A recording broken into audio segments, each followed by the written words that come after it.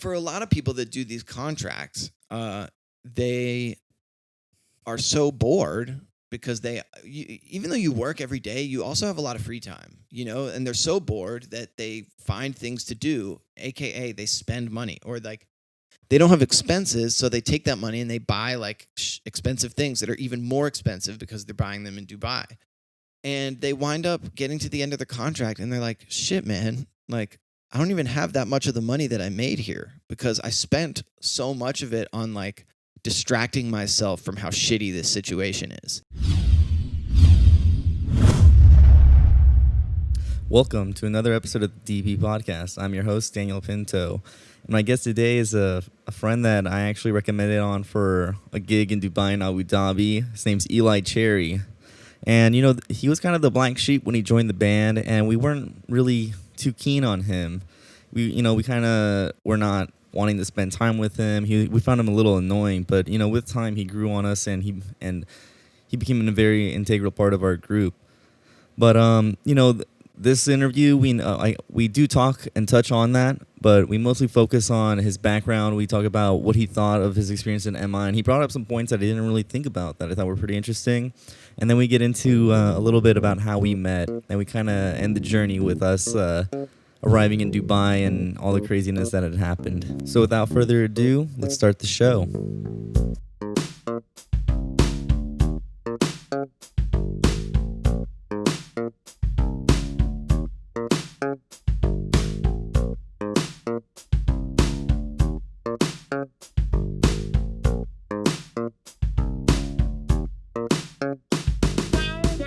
Hello, ladies and gentlemen, to another episode of the DP Podcast, double penetrating your ears through both ear holes. But anyways, my special guest today, he's actually a fellow musician. He played drums with me on my Dubai contract and my Abu Dhabi contract, and after he's played for multiple artists, he's actually gigged and toured around the U.S. He does wedding gigs. He's actually gigging now as we speak with the whole COVID going on. Maybe we'll get into that. But so with a great pleasure for me to welcome my friend Eli Cherry. What's good, bro? Man, thank you so much for having me on the podcast. It's an honor. No, man, no big deal, man. It is what it is. Before the podcast started, we were actually just reminiscing about Dubai and Abu Dhabi and just catching up because we haven't seen you in a year at least. I don't even remember when specifically was the last time. No. Yeah. I don't know. But something like that I've always thought about with you is like I don't know too much of your backstory. I know that you're super into funk, and that's kind of what got you into the door for music. Definitely. What were you interested? Were you interested in music when you first were like 5, or how old were you when you were starting getting into it? Absolutely, man. So I mean, I can kind of, if you want me to just talk about my, beginnings into music, I can go as long as you want. I can go as long as you want with this, as early as like 1 year old, my parents would like, I don't know how, but they noticed that I had, a sense of rhythm. And they would set me up with like pots and pans and stuff, and I would just like make noise, And by the time I was 2 years old and 3, I was like singing all the time. They did in key. Yeah. Oh yeah. Oh wow. Oh yeah. Like I knew, and I knew a lot of songs. Like I think they with my doctor like counted. They made like a tally of how many songs I knew. And we're talking like, regular songs, but also like kid songs, like, the Itsy Bitsy Wheels Spider and but like just a bajillion of them, and musical songs. And it was like close to 200. And this was when I was like 2 or 3 years old, So was there a lot of, sorry to interrupt, but was there a lot of music playing in the household? Were your parents musicians? I wouldn't call them musicians, but they both love music. Enthusiasts. There was always music like playing on the record player or something. Yeah, we used a record player. I dig, yeah. There was always like, classical music was pretty common. One of my moms is super into classical music. And then also like, folk music. James Taylor was on a lot. The Beatles were on a lot, like music like that. And just to explain for the people listening, because you said one of your moms. For those listening, Eli was raised, well, by three moms or Yeah, like, 3 or more. yeah. So, your parents are We lesbians. can get into that a little bit later, Yeah, but yeah, but just the to put- just specifics to- of that. Yeah, because you went into kind of give people some background. But anyways, Absolutely. so. So You're music. starting to learn. Yeah, you know all these songs when you're at 2, 3. So were you getting a drum set By 3 years old, I think my parents got me my first like kid drum set. Like know, it was- Walmart? Yeah. Something like that, And but also by 3 and 4, or 4 and 5 maybe, I think 4 and 5, I was in a couple like musicals in town, like as like the kid part, like singing or? When I was 4, I don't think I sang. I just had this part where I had to like walk across the stage with holding something a few different times. And then when I was like 6, I did have like a singing role.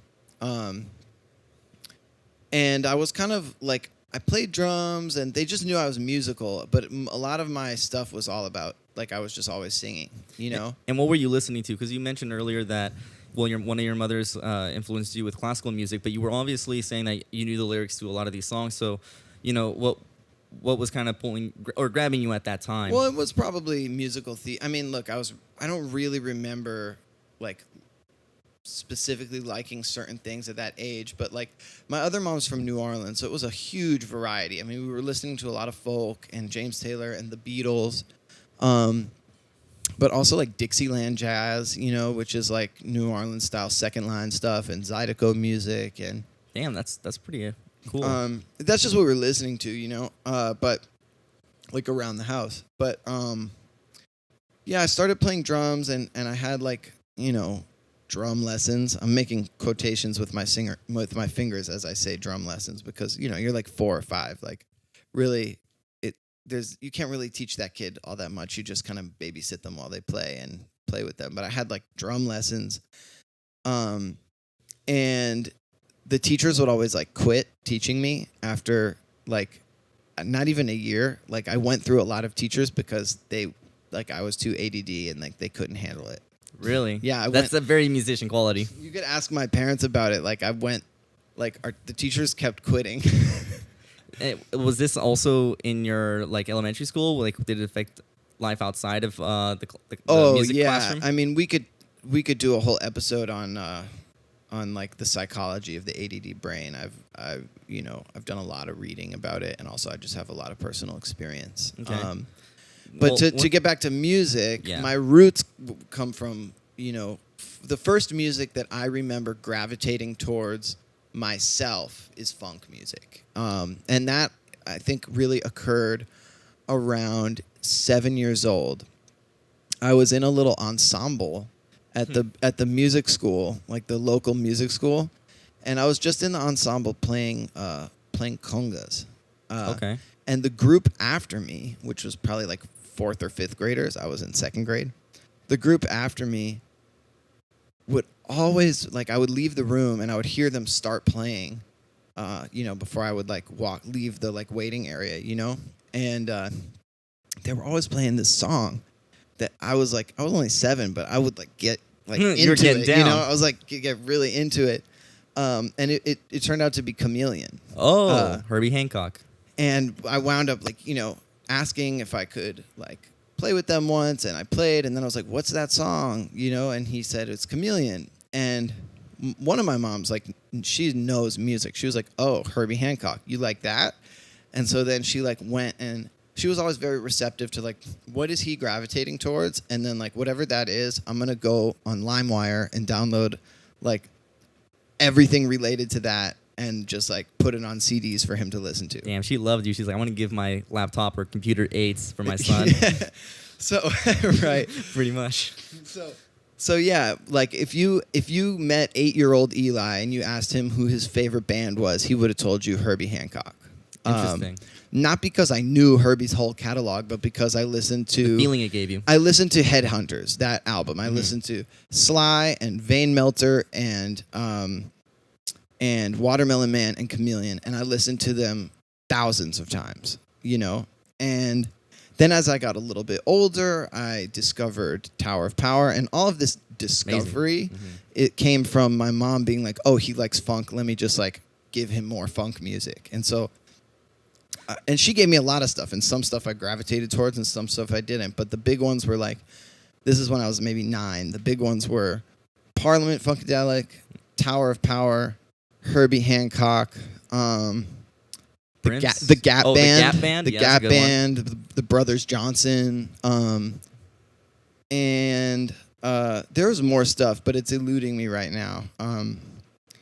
Prince, I never at those ages, like I didn't discover the funkiness of Prince's catalog until I became a pro, really, and Okay. when realized how revered he was in the pro scene, and then I dug in myself because all of the Prince stuff that I heard when I was a kid, I was like, this is stupid. Like I heard Purple Rain and I heard stuff like that. Oh, okay. And I was just like I hate this. This sounds like pop, and like I was such a like funk snob at a young age, you know. So going to that, so you're in second grade, you're getting into funk, and so on and so forth as you get older. So, and it sounds like your parents or your mother was very much the inspiration. But you said you were in an ensemble. So were any of these other musicians that you were playing with influencing you at all, or the kids you were going to school with? No, not at all. Really? I didn't have any musical influences from peers really until I got to Musicians Institute Okay. when I was 19. So let's fill that gap before. Maybe a bit at University of Denver because there was some there. And actually that's not true. I did get musically influenced by some kids in the high school jazz band, I should say. But I didn't. Excuse me. No, at a young age, I felt extremely alienated by my understanding of music, and I felt extremely alone in my what I realize now was at those ages an extremely advanced like intuitive understanding of music with no technical understanding of it, but an extremely advanced intuitive understanding. And yeah, I was pretty alone in that. And like, I remember you telling me this when we were gigging together, because I remember you telling me you felt very lonely because of what you were into. And I remember you said that you had a rat tail too. I did have a rat tail. So being that second didn't grade help. with a rat, yeah, that doesn't help, man. I had a rat tail until I was 14. And then you became a Jedi. It was long, man. That's long. And your parents were like, "Yo, I dig." I mean, they were just like, if you want it, keep it. But like, they kind of wanted me to get rid of it just because they knew that kids would be nicer to me if I did. Yeah, and it would help you in long term. But so okay, I kind of wanted to keep it because of how many people were telling me to get rid of it. right? Yeah, I wanted to stick it to them. And that's good because like while they're like, "Oh, I'm rebellious. I listen to rock," you're like, "Well, I listen to funk and jazz. Fuck out of here." Right. So, were you just listening to funk up until high school, pretty much? No, Or no. funk and jazz? I went through phases for sure because she would just dump music onto like I had this whole stack of like burned MP3 CDs and a Walkman, and Damn, taking it back. and so there were like one of the ones that I listened to a lot was this compilation CD she made me, which had like 3 different versions of Chameleon on it. It was the Herbie version, a Buddy Rich big band version, which was What? like not that good, and a Maynard Ferguson big band version, which was super nasty. And I listened to that all the time because it was like all these horn stacks with like really dense harmony. And I didn't like know these terms back then, but I really enjoyed the like. Sonically, it was really like getting you off. It was really satisfying to hear all the resolutions in the dense harmonies. And I didn't know what any of that was or what to call it. Because I didn't have any like people in my life that knew music in that way. I just knew that I heard it and it satisfied me. And then so it had 3 of those, and then it had like 7 versions of Mercy, Mercy, Mercy. And I listened to that CD a bajillion times. But when did you get your first real drum kit? Just a quick side question because My I'm curious. first 'cause real drum kit I to got in practice this 4th music. grade. So in 4th grade, third or maybe 3rd grade, I got my first real drum kit. But like, I never felt like a drummer. Like when I listened to music, I wasn't like really listening to the drums ever. That's never what I was like focused on. But I that's was funny that you always say that. focused on like cool chords and also like the sounds. Like I loved Chameleon probably at a young age. I loved Chameleon because of the pentatonicism of it and the sound of that bass synth and like the sound of Herbie's like synth solo. Like that's what like got me juiced about it. But one thing you said earlier was, you were listening to Chameleon and a major body move and bump, and you're just like, well, I wasn't really a drummer, but I'm like, hey, one of the biggest tenets of funk is the fact that every instrument is rhythmical, whether you're playing the guitar. And so even though you're telling me like I wasn't really into the specifically the drums, but you were, I would say, very influenced by the rhythm and how it was a little bit more leaned back. Certainly. I just didn't like listen to, I wasn't like, my ears weren't focusing in on the drums. Like there could be a song I listened to a million times and I could like sing the melody and the guitar part, but I wouldn't know what the actual drum part was. You know, when like someone would be like, okay, let's play it, when I was 11 or something, I'd play it and they'd be like, that's not the drum part. And I'm like, oh, I guess I don't actually know what it is because that's not like what I was like honing in on, We kind of had that stuff happen in Dubai when we were together too. Probably, yeah. Yeah, I remember that very well where you'd be like, no, that's the part. And me and Josh would be like, no. But so it's funny that like that's just kind of something you had since sure then, well, I'm pretty sure you're over it now, but I'm just yeah, I mean it's only with songs that I've never actually sat down to learn, just that I've heard a bunch, because my ear doesn't gravitate immediately towards like what's the drum part. It gravitates towards harmony and things that are going on that way.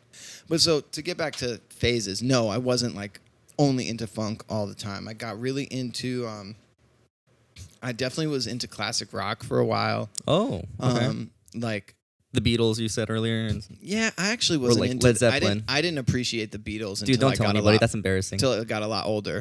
I didn't, I didn't appreciate them until I was in high school, and I listened again, and I was like, oh man, like for me to appreciate the Beatles, I had to listen to them with enough maturity to understand the context of the time that they did what they did, to understand like where music was at when they released the stuff that they did, and to understand also all the pioneering work that they did with like recording engineering. And once I understood all of that, it was like, or even contracts, business. Right. The Beatles are serious, but, I mean, there's a good way I was into like Aerosmith. Sorry. Oh, Aerosmith? It was like Aerosmith and like Deep Purple and Yes. Oh, Deep Purple. Like, yes. Oh, so you were like more progressive, like things that were pushing the envelope. Jethro Tull, like, what else? But it wasn't. You were stuff never that into I was, Rush? Like, finding. I didn't. No, because it was just like whatever my mom gave me, I would pick stuff out of it that I. Your mom has a very wide palette of music to be showing you all of that. She knows all the bands. She grew up in the 70s, though, right?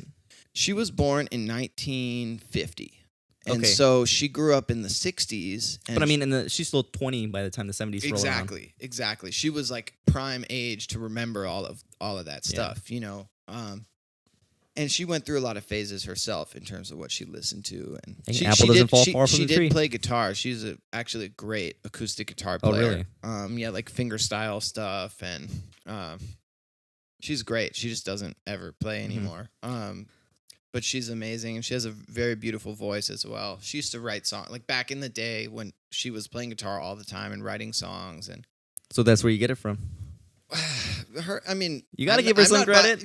I get a lot from her. I'm just not biologically related to her, so I can't say that genetically I get any of it from her. But certainly on a spiritual level, and I've picked up a lot from her. Oh, I know which mom you're talking about. Yeah. Okay, so you're you got your own drum kit. You're listening to all this music. You're in high school doing jazz band, or doing all these things. And in high school I got into electronic music like heavily. Really? Like I listened like to house?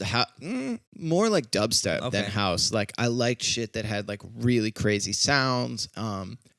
But I didn't like any dubstep that didn't have harmony. Like I didn't like Skrillex. I hated Skrillex because it was like metal dubstep, and it was very like only about like rhythmic shit and like kind of aggressive sounds. And I far preferred shit that was a little funkier, that still had those like crazy sounds, but they were like being used in a pentatonic way with like, melodies and shit. Like Zed, I was really into. Oh, Zed is dope. Zed's killing, yeah. And like I was super into Zed in high school. Okay. Yeah, I got into him later, probably from having to learn his songs.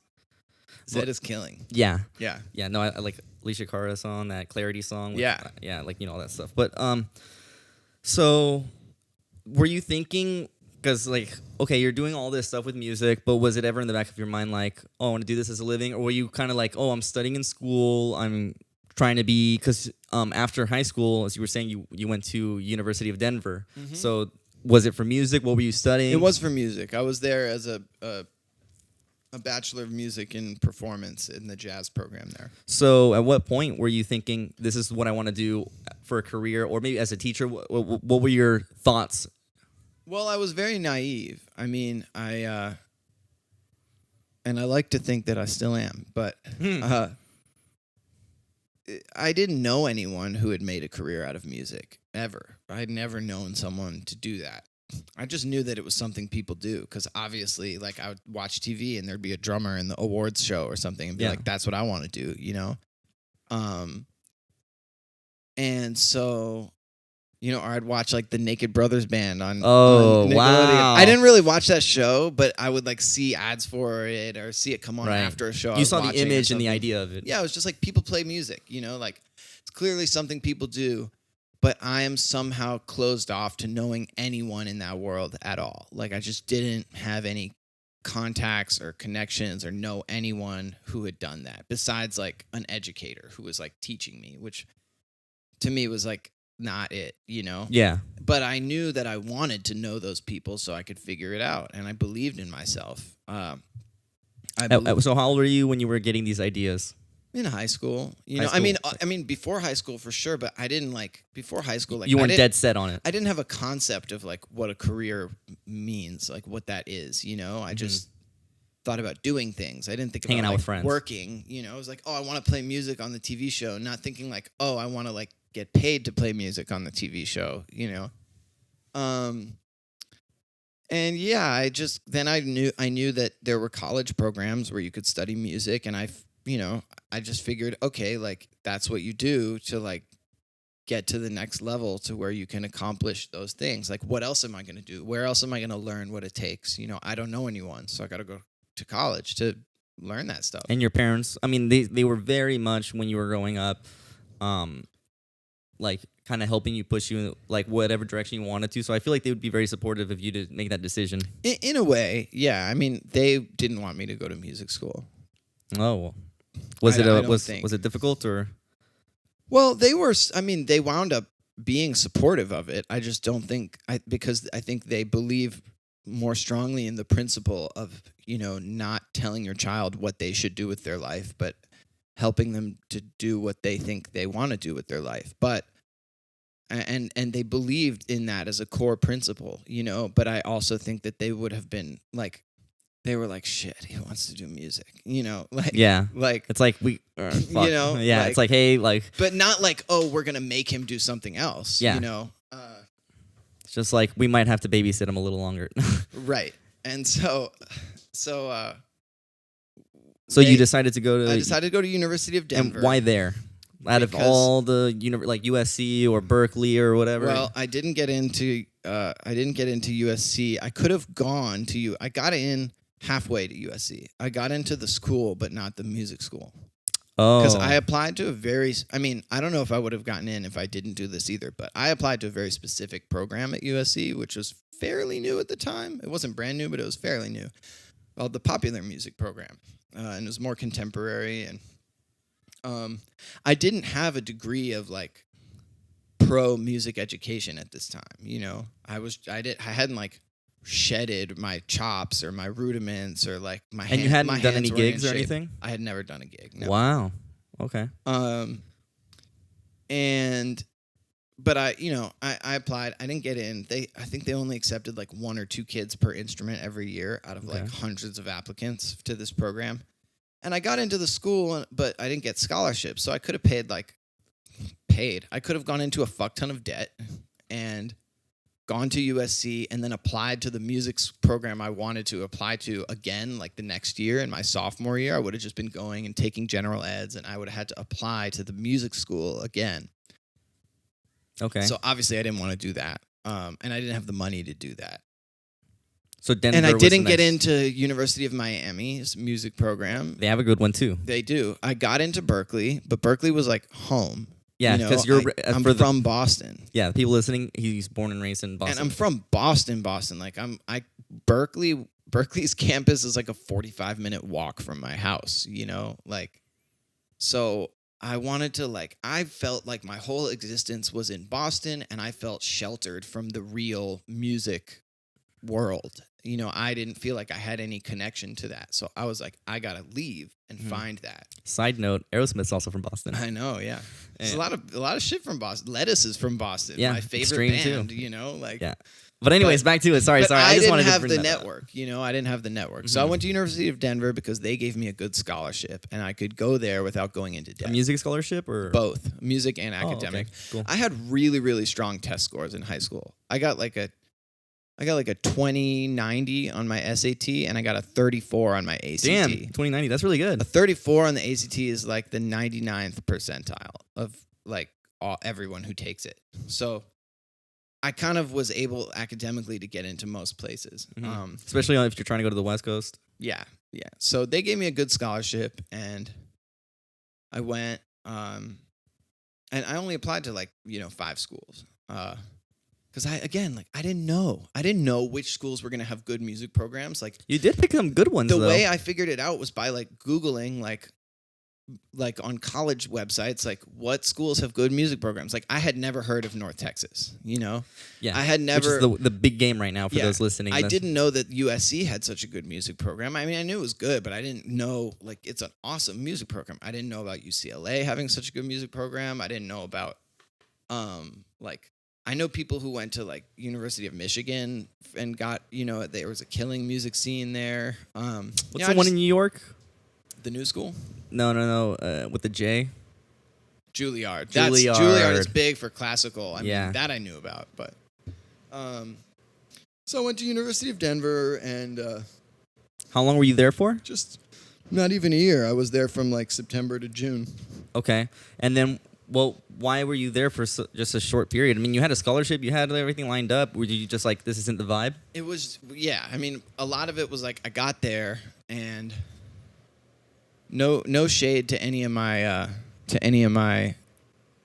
classmates there, but it just wasn't happening for me. I'm not in any way saying that I was better than anyone there, because I wasn't, but I knew that I wasn't gonna get what I wanted. It wasn't to the get. environment you wanted. It wasn't right. The stuff people were into wasn't the direction I wanted to go, and all of the courses were swing and jazz, and it was just not very hip, you know? I find that interesting because I know Denver has a huge jam band scene, which is Huge. something you're into. Huge. So it's jam crazy band scene. for me to hear that. And it's been exploding, you know, but at the time, the school and the people running the school, sorry, I keep getting far from the mic. The people running the school were old school, you know, and it was a lot of just there was the hard bop combo and the bebop combo and the modal bop combo and the Latin jazz combo, and there was a fusion combo, but it wasn't, you know, I wasn't getting the type of education that I want. It was a very for lack of a better term, whitewashed music education. Oh, okay. And I wasn't feeling, and I was getting deep into the social scene of going to a university, you know, and just going to parties and drinking and smoking a lot of weed and taking mushrooms and chilling and having a great time, you know, but not in any way shedding and getting a lot better at music, or because I wasn't motivated to shed for any of the music I was being asked to play, because it wasn't shit that moved me in any way. So, and I knew that was bad. And all I was going to get was a Bachelor of Music in Performance, you know, and I would have had to go into debt had I stayed there. Right. And why do you want to pay for something you're not even into? Yeah, and I'm not going to use it. You know, you don't use a Bachelor of Music in Performance other than to get a master's. Oh, to get a master's and then teach. You know, but what you do use is the knowledge you gain there. And I didn't feel like I was gaining the type of knowledge or the network that I wanted to have. And so I left and I went to MI. I moved to LA. Musicians Institute in Hollywood, where Right. we actually both went there We at the didn't meet same there, time, though. but never met. We had mutual friends, but we never met. And that's part of my qualm with MI is that we went to the same school at the same time and we didn't meet. And you know why? Because MI doesn't put people who play different instruments together. No, And it's super segregated. That is the antithesis of how you learn music. You don't learn music by only being around other drummers. You learn music by playing in groups. yeah, You know? sharing the language with other people who play different instruments. And that is something that MI just like fundamentally did not believe in at the time, and I don't know if they do now, but like they didn't. That's a good teach point. that in Never any really thought way. about that. You know, it was super wrong. There's no ensembles. There were LPWs. Yeah, And you live know what performance workshops yeah, for those people. so- for the people listening. Yeah, Do you for wanna the explain what those listeners, are? I'm going to explain what Okay, an go LPW ahead. is. So Stay close. To I'll stay close. I'll stay. stay close. It's sinking on me a little bit. Sorry. No, you're fine. So the concept of an ensemble, let's say you're not a musician at all. So an ensemble is at a normal music school, you're going to play in an ensemble. You meet probably once a week, maybe twice a week. I don't know because I didn't get to do this. But you meet once or twice a week. There's a teacher who is a faculty member who's kind of like the overseer of the ensemble. They're the director. And you either have to audition or just sign up. I don't. Depends on the school. And basically, you play music that is all themed around a certain theme, whether it's an artist where you're only playing songs by that artist, or it's a style. And the teacher kind of you learn the songs, you play it together as a group, and the teacher like critiques you and tells each one of you what you could be doing better, and you're supposed to work on it and come back and be better at it. And you do that for like a whole quarter, a whole semester of school. You're in the same ensemble, and then at the end there's like a performance, you know. And each week you're getting critiqued, and you're coming back and working on those critiques and getting better and better. At MI, their whole philosophy is that like, oh, we're teaching people how to do music in the real world. And so what we're going to do is we're going to basically train you to how to like audition. I think was the philosophy behind this. And I'm giving them the benefit of the doubt, right? I'm not saying they're lazy, I'm not saying they're stupid. I'm saying this is what they were trying to do. From your perspective. Yeah. I mean, to an extent, I would agree, man. They're trying to teach you that in the real world, you're going to have to show up to audition, which, by the way, at that time and now even more, is something that doesn't happen. Like, there are no auditions. But this is what it used to be. Mind if I interject real quick? Go ahead. Because when we started MI in 2000, or I started in 2012, I think. Same. Yeah, same. 2013 I started. Right. And so then, because I started October, that means you started right when 2013 started. But when we joined, there was a gentleman that worked there named Barry Squire, Right. who was the guy who basically like got you the audition with Katy Perry, got you the audition with CeeLo Green. Basically, the guy, he knew everybody. He was probably the most important person at MI. And when it came to getting gigs, Right. But by the time we got there, he was already kind of like he wanted to leave on the way out. and MI was trying to do shit behind his back. You know, like steal clients from him or audition, like do all these things, or get like fake client. Like I think while we were there, someone came saying they were Bruno Mars's dad, and MI believed them and tried to set up a whole audition. It was all bullshit. Wow, I didn't know about that. And they did this without telling Barry Squire. And I knew this because I was in his class when this was going down, and he talked about it. But you know that. So when we were going to MI, I would say we were the last, in my opinion, the last like 2012, 13, 14 were like the last good years. I don't feel like I was there during good years at all, personally. But maybe you had a different. The we had different Mateus programs have Asado different experiences. Like I'm saying, there were a lot there were of some good students. like, yeah, there were definitely some incredible students. You know. Mm-hmm. But wait, back to the LPW though. Sorry. No, you're good. So the LPW, they had all these LPWs, which are live performance workshops, where they each had a name. You know, it would be like the funk LPW or the Latin LPW or the rap LPW, whatever. And you'd sign up online each week. The LPWs met once a week in a particular classroom, which was like a setup like with a little stage, and they met each week and they picked a song for that week, and you could sign up online to play that song For a time slot. For a time slot to play that song, and then you'd have to learn the song, show up. They had charts for it, and the charts were kind of whack, but Most of the time for guitar Yeah. too. Yeah, and you'd show up and basically you'd play that song with whatever other students were also signed up for that time slot on their own instruments. So you'd learn the song on your own, and you'd all learn, supposedly the same arrangement or whatever. And we're talking about students that were not necessarily all that good. MI accepts everyone. Yeah. Like everyone with a credit card gets into Anyone MI. with a heartbeat. Yeah. So you wind up playing this song, and then like you get a critique from the teacher, but you don't get to like try again, go home and work on it, play it again next week, because the next week the LPW is doing a different song. And you might not even sign up for that same LPW next week. You might want to do a different genre. And so what happens is you never get to hone your skills interacting musically with other players. All you do is learn something, try to play it, based on what you learned with other people with complete independence and there's no listening. They don't teach you how to listen to other players and vibe off of them. Like none of that do you get really out of MI. You might It's get basically it. play the part. Right, play the part and like, And you know what? To an extent, and you don't get to work on the criticism, no. But just I agree with all of that. But just to play devil's advocate, there's been times where like when I did the China contract, where it's like, hey, here's all these songs, and then I land, and that night I play with people I've never played before, and we smash, and people are like, hey, have you been playing? So I can see what they're trying to do. Right, that's but why the I say I get it. execution is not there.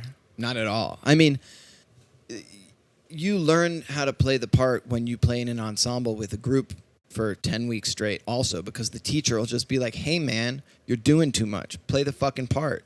Like your band needs you to play a fucking part here, so just like play the part. And you learn that same shit, but you also learn how in moments you can hear where people are going and vibe with them, and Yeah. that is something that you do not learn And at inspire MI each other. at all. Like if you play a drum fill and I hear something, it might inspire me to play a certain lick, and then you'll hear that, or the bass player might hear that. You feel me? It's like Right. Music is a language, and we're communicating with each other. And they were just showing it as a stagnant, because I feel like they were just trying to teach you the ABCs. Right, which is just like it's a really expensive like summer ABCs. camp, like it's like music summer camp for 11-year-olds is what it felt like to me. But what I will say is I learned a lot from like a few of my peers there. There were a lot of good students there. there. From peers, there were a few good students there. I'm saying when you go across guitar, bass, Yeah, drums. sure. I'm not. If you look at just one department, then you can be like, okay, there's like these 5 top players. Right. But across, like, there were actually like quite a few like decent or good players, and players that have really moved up that we met. Absolutely. And for that I'm grateful for the network and meeting the people. But Yeah. And there are teachers that are really good that will teach you things, but the thing is, it's so hard to, the stuff that's really good about it, it's hard to put a price on it. yeah, like it's hard to say that, like, yeah, they have teachers that are good and whatever, but like if they changed the format of the way they allowed those teachers to teach, everyone would get more out of the program, I agree. Um, So then, were you gigging at the time? Because you said you were networking. Were you doing it like at MI, I was doing some gigs, yeah. So these were now your first real gig experiences? Yeah, I was doing some gigs. Most of them were free gigs with other classmates. Like I wasn't getting paid for shit. That's usually how it goes. They always yeah, want free gigs. But really what allowed me to start really gigging, like I had jobs while I was there. What allowed me to stop having a job, which then allowed me to practice more and take better gigs, was the gig that we did together. So let's get into that real quick if you'd like. Let me set it up. Absolutely. So I was in Bahrain, and our band needed a new drummer because we wanted to get rid of the one we had or something. But I called a friend of Eli's named Oliar, and I said, hey, man, would you be down to do this gig? You're a great drummer. Like, it'd be good to have you on. And he said, no, I can't do it, but I have 2 guys I can recommend for you. And I said, okay. And one of the guys was Eli. And I think Eli got back to me the fastest, and also, he was the most interested. And, we had a Skype call, and he was like, hey, I'm down. He'll probably talk about the Skype call in a second. But he ended up signing off with us for the Dubai gig. And he also did the contract after. And Dubai was 3.5 months, and so was Abu Dhabi. So it was a 7-month trip total. And Right. prior to that, we did 4 months in Bahrain, or I did 4 months in Bahrain with that band prior. So for me, I was 11 months overseas. Yeah, And- wow. And then So then, Eli, you want to talk about the meeting and how sketchy it was for you, maybe? Well, okay, so so Me. let me just preface it. So I get a Facebook message from somebody who I don't know, I've never met before, by the name of Daniel Pinto. And this is before your like message requests were like hard to find. Like you could just get a message from someone and it would just say like you're not friends with this person, but it still came in your normal inbox, right? Mhm. And so Daniel Pinto, who we weren't friends on Facebook, so I couldn't like see all his shit. And all I saw was his profile picture, which was a picture of Osama bin Laden, but it had the gay flag filter on it. Because the gay rights just got passed, and I was like, hey, Bin Laden supports it. So It was a joke. It was Not the best move. I wasn't even thinking. and he was asking me to come to Dubai. And without much information, it was just like, "Hey man, I got your info from." All year? You didn't say that in the I didn't? message. It was just Oh. like, "Hey man, I got your info for this gig." Yeah, I think you were trying to be like, just kind of like very professional. Like, I got your info and like I got With a an gig. Osama Bin Laden picture. Yeah, just like I got a gig for you if you want it. Like, you know, you gotta hit me up if you want this gig. Basically, you were just like, you know, there's a gig in Dubai, whatever. I don't know anything about Dubai at this Yeah, point. and All we I were know is rushing Dubai for a is drummer. So we were like, yo, we need one fast. So that's why those messages. Because I Right. wasn't the only one looking. The whole band was looking for a Right. drummer. And so all I know at this point is there's a guy in Dubai who I don't know, whose profile picture is Osama bin Laden with a gay flag. And he's asking me if I want to come to a gig.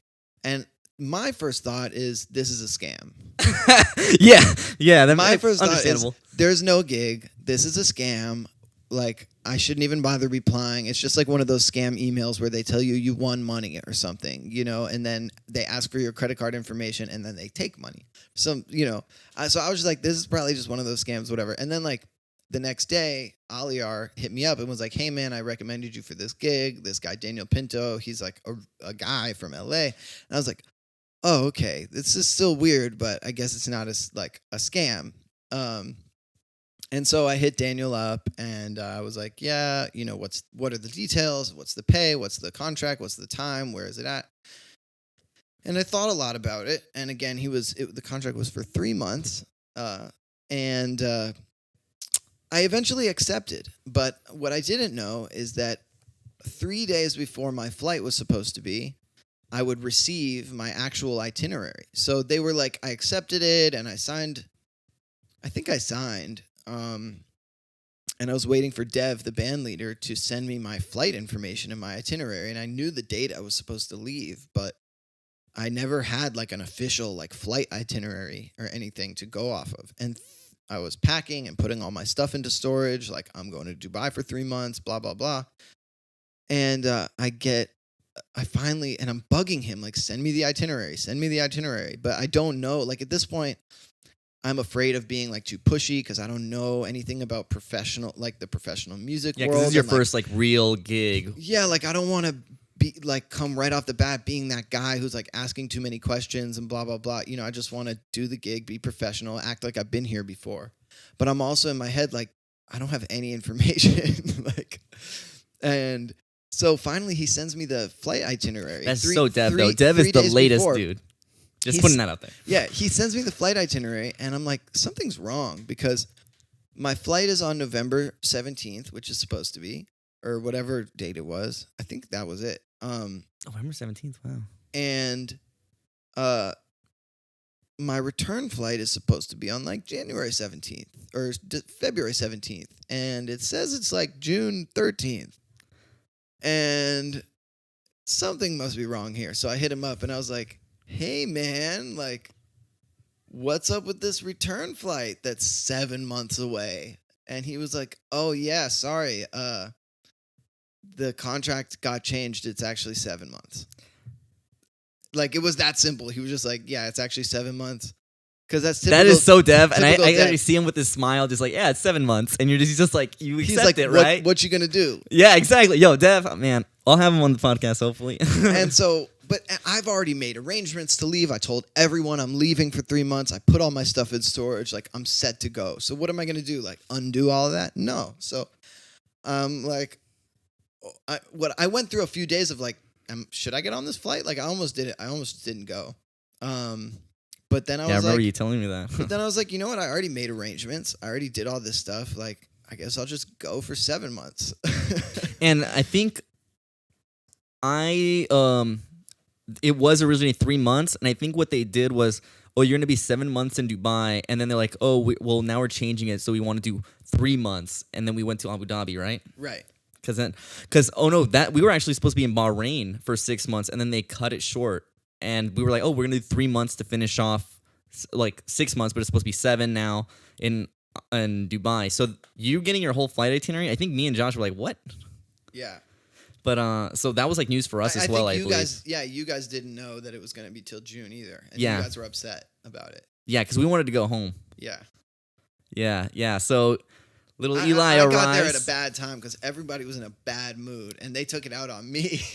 Really? I'm sorry, man. No, Yeah. because I mean, we did get off a contract that was like annoying. Mm-hmm. I'll just leave it at that. Mm-hmm. But And then you got into a contract that was more annoying. yeah, man. And dude, do you remember the manager, the Scottish dude?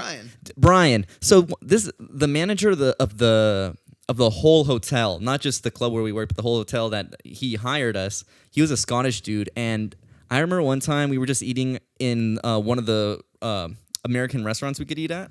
Mm-hmm. And he sits down with us and starts talking. We have a full conversation with him, and I look at you and I'm like, "Did you understand anything he said?" And you're like, "No." And I'm like, "Me neither, man." Yo, Yeah. those Scottish accents, bro. But He had a anyways, thick accent for sure. so you got to Dubai and like, what were you thinking? Like, Well, I mean, dude, I can go into it, but let's talk about Dubai. We got all these stories. I was told that I was going to be staying at a 5-star hotel, all inclusive. Like, I Dev asked all these told you questions. that. I was like, so what's the vibe? Like, he was Wait. like, For the record, I didn't put any of that. No, this is all Dev. Dev told me these things.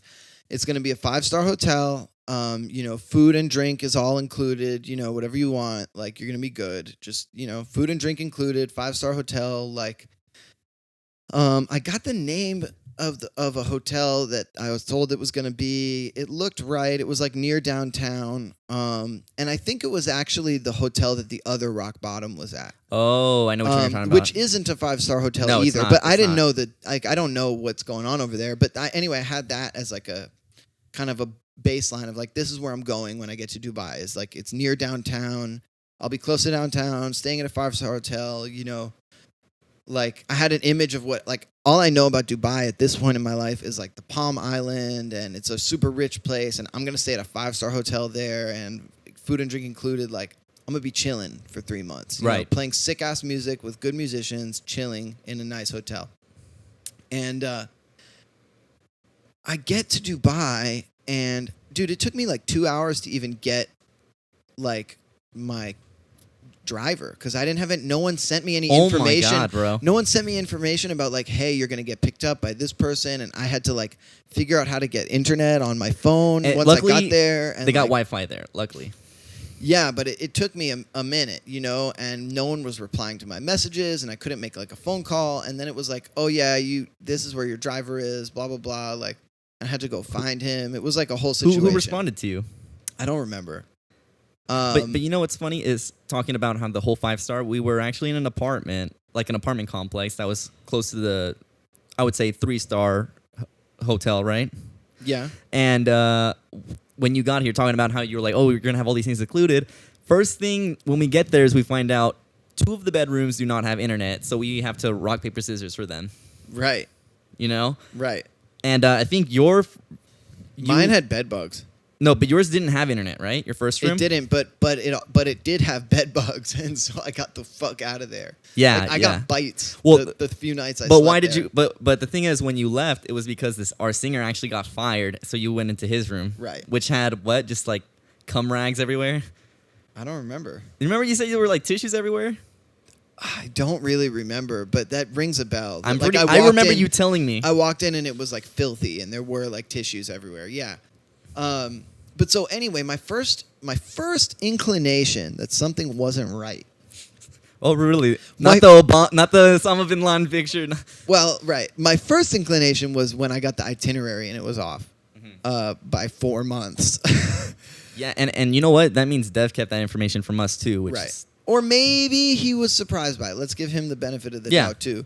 Maybe he was surprised by it, but he was put in a position where he couldn't turn it down, based on some political, yeah, or he thought I tie-up. could just switch them out or whatever. Right. So anyway, but my first inclination that something was really wrong was when I got in the cab, and on my phone it said it was like 7 minutes from the airport to where I was supposed to be going, and it was going to be near downtown. And I see downtown, and it's all beautiful, and I'm like, man, this is sick. I'm in Dubai. Like, whoa.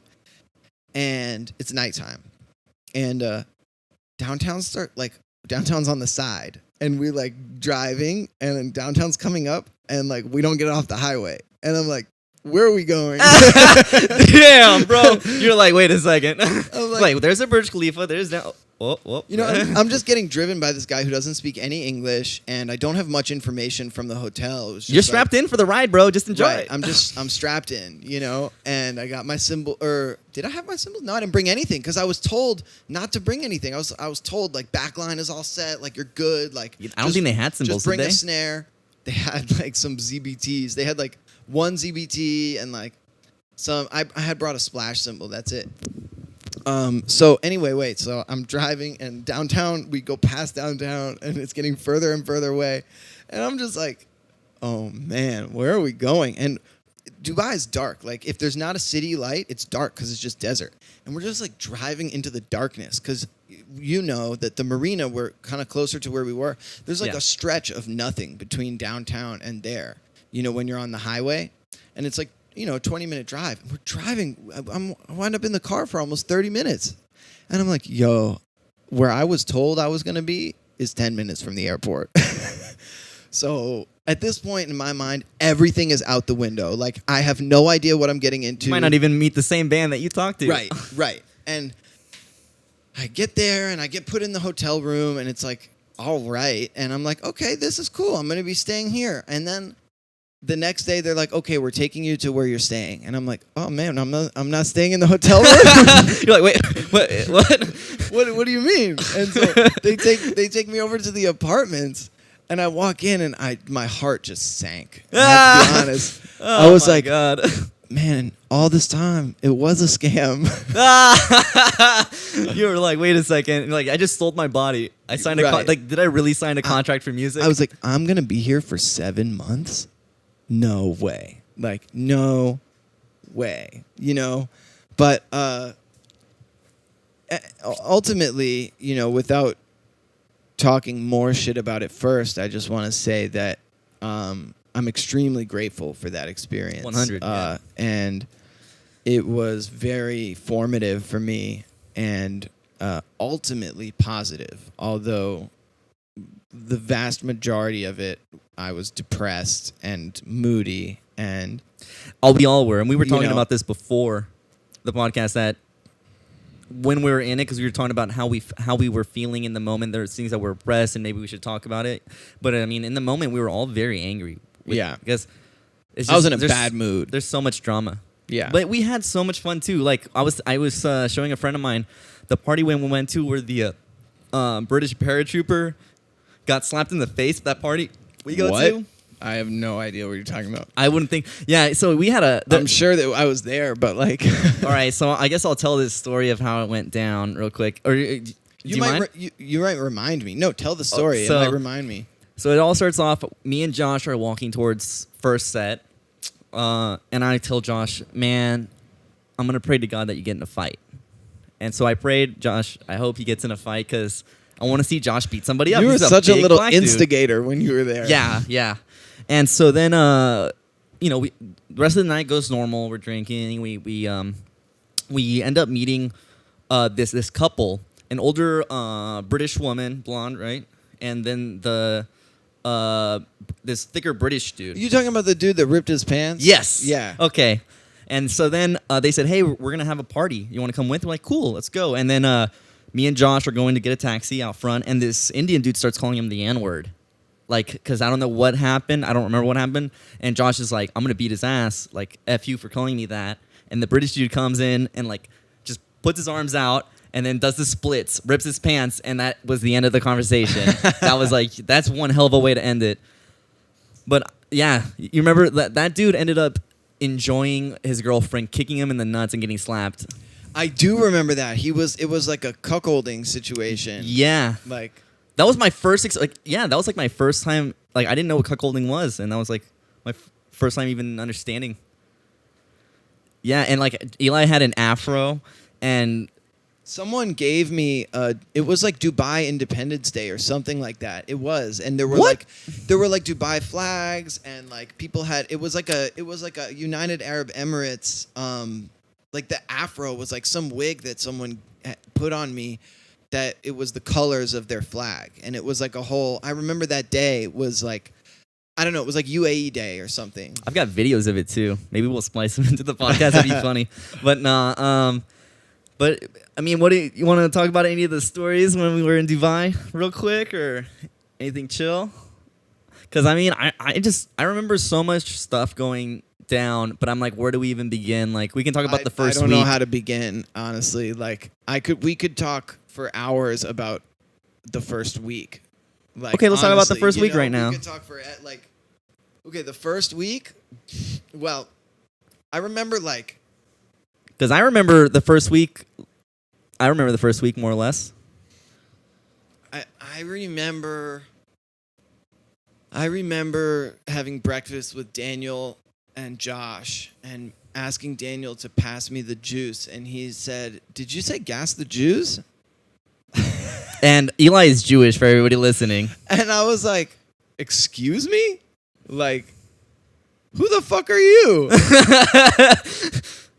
You don't know me. You can't say that." But that was only the beginning. Yeah, that was definitely the beginning. And I remember having a bad impression after that day, like being like, "This guy is an anti-Semite or something." What the? Whoa! That's what I thought. Nah.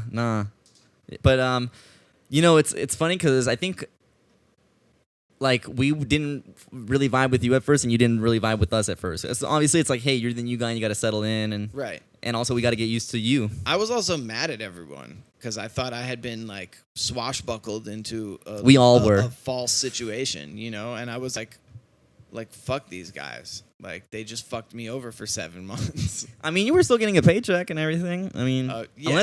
unless on the contract The pay you wrote, wasn't that good though, bro. No, I mean, it's basically what you'd make here, but you just don't pay rent and stuff. It's less than what you'd make here. Are you kidding? Off minimum wage? A minimum wage. Yeah, that's what I'm saying. That's how much you'd make, like, on minimum wage. Yeah. But except you're not paying any bills. Yeah, except the bills to keep your sanity. Exactly. Hey, we can get into that. So that's a whole dynamic for sure. Like, for people who've never been to Dubai. No, just an overseas contract because it's all alcohol. Okay, right. So if you, but I think especially Dubai. I don't know. I haven't done other ones, and I'm not talking about alcohol. I'm just talking about in general. Like, Dubai is a pretty restrictive place. There's not really like a culture there, in my opinion. It's kind of sterile. Because everybody's from everywhere else. Right. I think that there is, if you get into the Emirati population, the very small Emirati population that are citizens, there probably is like a common thread of culture that kind of exists within all of them. But in general there, it's so new, it's so business and money centric that pretty much the only experiences there are restaurants and bars. Clubs, they have clubs. Clubs, restaurants, and bars. Or the beach. Yeah. Which is also the same, under the same like, category. yeah. Because they have bars there at the beach. So, basically the experiences there are money grabs, and all of them are really overpriced. A good restaurant that serves good food there is way more expensive than a good restaurant that serves good food here. Like, we're talking, quality ingredients, like well made, and also alcohol is really expensive in Dubai, and you need a license to even buy it in Dubai. Right. To you you can't just go to a liquor ID. store. Right. And so for a lot of people that do these contracts, they are so bored because even though you work every day, you also have a lot of free time, and they're so bored that they find things to do, AKA they spend money, or like they don't have expenses. So they take that money and they buy like expensive things that are even more expensive because they're buying them in Dubai. And they wind up getting to the end of the contract and they're like, shit, man, like I don't even have that much of the money that I made here because I spent so much of it on like distracting myself from how shitty this situation is, Yeah. And that is a big cost. It's like the sanity cost. The cost of like doing things for yourself is really expensive there. And so what I did most of my time there is nothing. Well, you went skydiving. Right. I did go skydiving. That's one, but that's Yeah. one. Well, I that's think one day out of 7 months. I think I did more though than you, because I kind of knew people already there Right. that I'd met in Bahrain that were living in Dubai, and so we were hanging out with like Marshall, the drummer, and I mean, me and Josh would go out or do. I mean, we went out together. Too. We went out sometimes like, too, but we would go to the mall. Like you said, it was always something expensive. it's always money, and you have to take a taxi to get everywhere. Yeah. And so for and me, it all mounts up. for me, I decided I wanted to save money because that's the only reason I went. Guys, And remember I was said like- he was Jewish. No, I'm just kidding.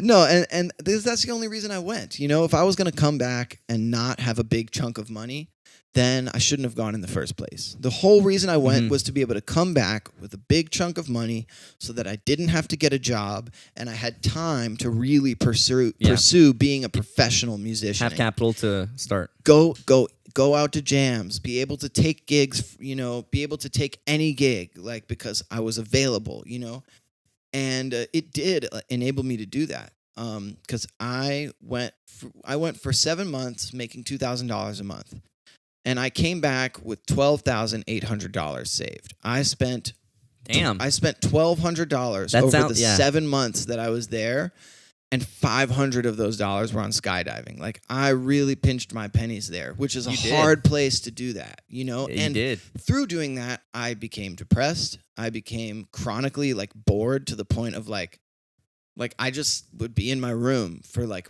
most of the day, all day, which I think a lot of us were. But like, I didn't order food as much as you guys did. I didn't like take myself to the mall as much as sure. So I was like, hey, every time she came to visit or whatever, we'd always go out. And Josh would go get himself food or get And himself. he had his fiance, his ex-fiance at the time. That's true. And he had to pay for her meals like throughout the entire. That's true. Like, But I think that you guys had also been out there longer. Like, you were done just like getting through it. You were like, you know what? If I'm going to be stuck out here, I'm going to enjoy it. And I think that that's totally fair. And I came home with some money, but not like your money. I came home with $12,800, off one long contract. And that's what I set out to do, Yeah. I mean, I used my money to get the car I have. Mm-hmm. That's huge, That's huge. And like pay off some things that I had. And I was like, dope. Like I came back like clean slate. Right. And that is what it should be. But we can talk about how a lot of the people that do contracts out there, they don't save their money that way. And then they get to the end of their contract and they're like, oh shit, like I can't go home. I don't have enough money to handle what I need to handle at home. And they take another contract. But then through the same contract, they get into the same bad habits and they're not conservative with their spending, and it becomes this cycle and they get stuck. And then 20 years later, they're like a washed up musician still playing, Yeah. It's a very destructive lifestyle because it feeds into that, I remember. Absolutely. I remember there was one time where I was like, you know what? I'm going to splurge on my check just one time. Mm-hmm. And because we could put you like paid for everyone's stuff, right? Yeah, I would do that all the time. Yeah, I'd always be paying for people's shit. Yeah, the same guy that's making these anti-Semitic jokes is paying for his drinks. But fucking like I told them, hey, like put this on my tab, And I remember one time I just got back my check for like, because we were paid bi-weekly and it was like $200, and I was like, shit, I spent like $800 or so on fucking just alcohol. Daniel, to be clear, Daniel's talking about buying stuff at the hotel we were working at. Yes. So then when he got paid, all of that was just taken out of the check. Yes, exactly. And just it is a very self-destructive lifestyle. And I told this story a lot, but because there was this guitarist I met in Bahrain who's passed away now. I remember that guy. Yeah, and I heard stories from him and people who were with him that were saying like, yeah, he'd get so drunk and his bill would be like $100, let's say, and he'd leave 500, right, and forget to get the change because he was just too fucked up. And that's the thing. There's nothing to do except drink, and you're so bored that you're like, I need anything to entertain myself. Whether it's like, because one thing we would always do that was really cheap is just rent mics.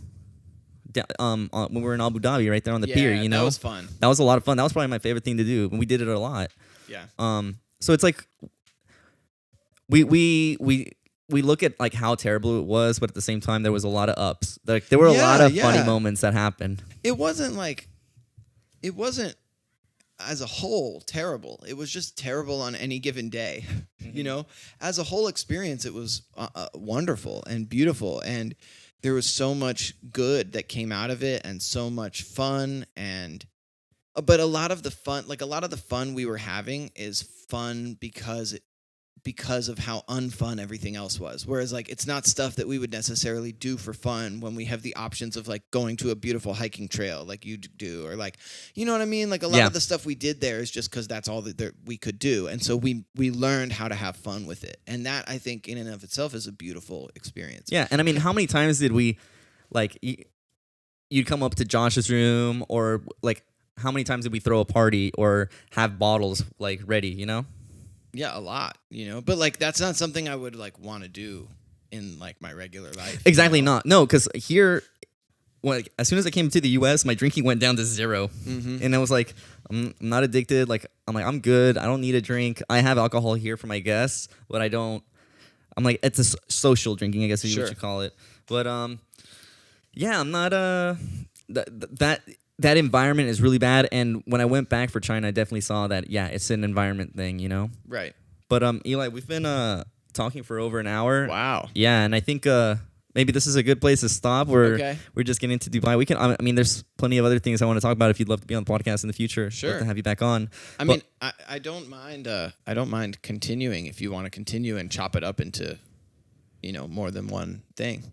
We can always record another episode right now. I do have to take a piss though. Yeah, so do I. Okay. Anyways, this has been an episode of the DP podcast with my guest Eli Cherry. Thanks, bro. Appreciate you, man. Man, thank you so much for having me on. It's always a pleasure to see you. Man, anytime, bro. Peace.